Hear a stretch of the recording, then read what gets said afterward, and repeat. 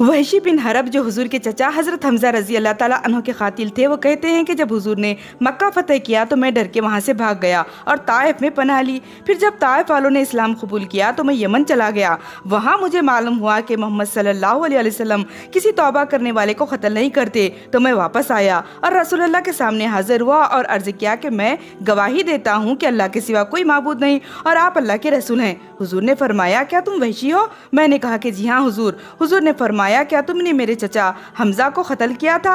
मैंने अर्ज किया कि जी हाँ, यही सच है जो आपको बताया गया। हुजूर ने फरमाया, तेरा इस्लाम लाना कबूल है, लेकिन क्या तू ऐसा कर सकता है कि मुझे अपनी शक्ल कभी ना दिखाया कर, क्योंकि जब मैं तुझे देखता हूँ तो मुझे अपने चचा हमजा याद आ जाते हैं। मैंने अर्ज किया कि हुजूर मैं ऐसा ही करूँगा। फिर मैं हमेशा रसूलुल्लाह से दूर रहा, उनके सामने नहीं आया, उनकी ज़िंदगी भर उनसे छुप कर रहता, यहाँ तक कि आपका विसाल हो गया। उसके बाद मैं यमामा की जंग में शामिल हुआ और अल्लाह ने मेरे हाथों झूठे नबी मुसलमा बिन कज़्ज़ाब को कत्ल कराया। मैं कहा करता था कि मैं ज़माना जाहिलियत में सबसे बेहतरीन इंसान यानी हमजा को कत्ल किया और इस्लाम के बाद सबसे बदतरीन इंसान मुसलमा को कत्ल किया। शायद अल्लाह ताला ने मेरी तौबा कबूल फरमा ली।